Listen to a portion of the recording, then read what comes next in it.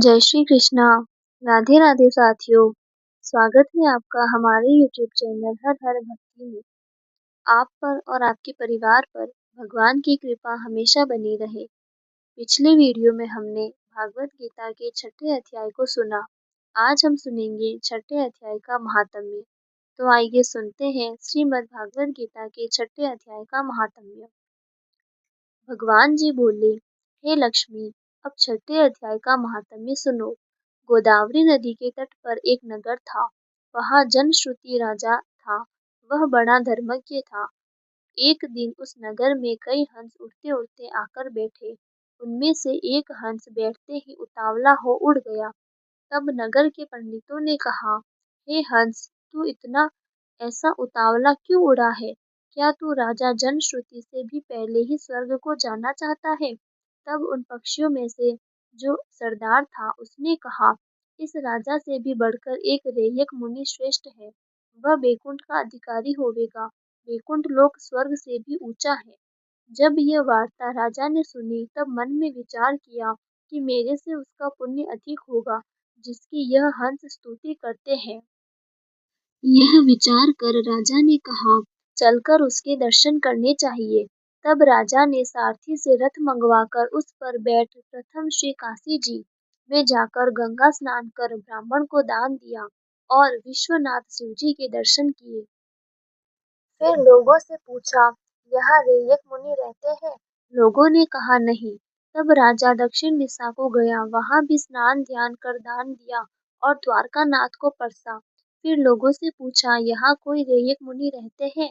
लोगों ने कहा, नहीं। तब राजा पश्चिम दिशा को गया।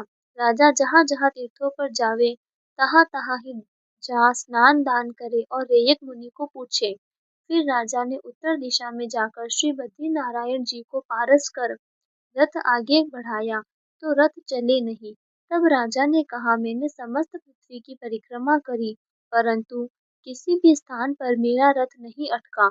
यहाँ पर अटका है। इससे प्रतीत होता है कि यहाँ अवश्य ही कोई ऐसी पुण्यात्मा रहती है जिसके तेज से मेरा रथ नहीं चलता।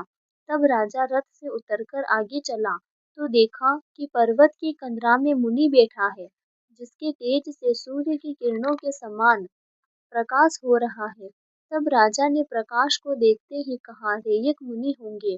जब राजा ने दंडवत कर चरण वंदना करी तथा हाथ जोड़कर स्तुति करी तब मुनि ने राजा का आदर किया और कहा, हे पृथ्वीनाथ, तू चारों धाम का परसनहारा पुण्य आत्मा है। तब राजा ने मुनि से पूछा, हे मुनिनाथ, आपका तेज ऐसा किसके बल से है? मुनि ने कहा, हे राजन, मैं नित्य प्रति गीता जी के 6ठे अध्याय का पाठ करता हूँ। इस कंदरा में उसी का प्रकाश है। यह सुनकर राजा ने अपने पुत्र को बुलाकर कहा, हे पुत्र, आज से तू राज्य कर। मैं तीर्थों को जाता हूँ। इतना कहकर राजा ने राज्य त्याग दिया और रैयक मुनि ने श्री गीता जी के 6ठे अध्याय का पाठ आरंभ कर दिया।